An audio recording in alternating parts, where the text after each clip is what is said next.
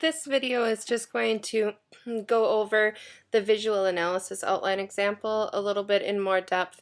The purpose is mostly to show you what I expect out of the outlines that you submit with your rough drafts and your final essay.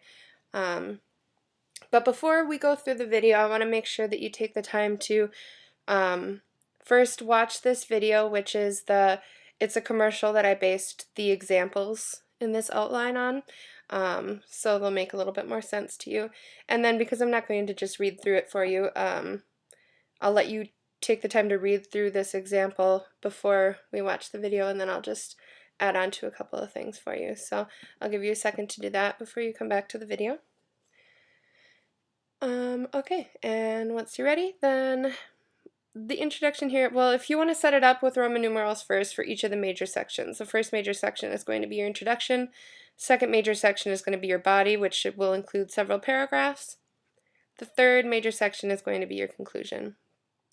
Then, within the introduction, make sure you use some kind of an attention getter, something to set up your paper and interest your audience. And so here you would just include a short explanation of what your attention grabber is. And then for your second point, you're going to want to do something to transition from that attention grabber and into the thesis statement. So orient the reader. What are you talking about with your paper? Bring them from point A to point C. And then you're going to always want to list your thesis statement in complete sentence form. So your other points, your attention grabber, orienting the reader, I'm fine if you use phrases just to explain what you plan to do here. But as far as the thesis statement, that is something that I need you to do in full sentence form. So list your thesis statement here, and make sure you go over the thesis statement video. That'll go over thesis statements in a little bit more detail. Moving on to the body paragraph, body section. So you're going to have several paragraphs. I've listed 3 here. 3 is a really nice number to work with, but it's not mandatory that you have 3 paragraphs. It's up to you. It's really dependent on how you set up your argument. And so I will leave that up to you. But I'm more than happy to go into more depth on other options as far as setting up your paper if that is something you guys would like me to go into more depth with.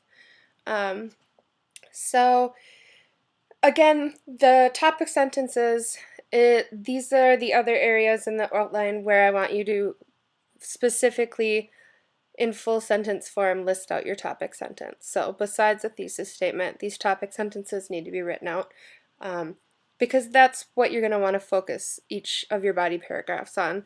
Each paragraph should have one focus, and that is what the topic sentence will be.